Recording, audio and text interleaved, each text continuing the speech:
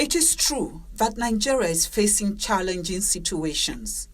This is typified by secessionist songs which are becoming louder progressively. This situation is made worse by the unabating insecurity masterminded by bandits.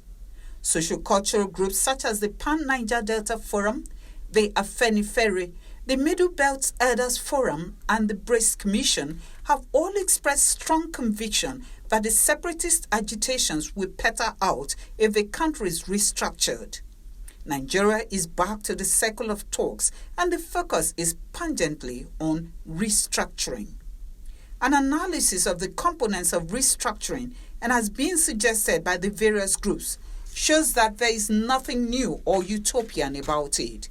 In summary, the restructuring premised on devolution of powers, resource control, state police, and other ancillary matters is a euphemism for true federalism. That situation will return us to the pre-military era when the regions wielded enormous power, controlled their resources, and maintained their police structure even at the local government level. To us, the clamor for restructuring is not misplaced, and we agree with the agitators that it could begin the process of dousing the pent-up agitations. The tension and restiveness across the country are becoming frightening and worrisome, threatening to break up the country.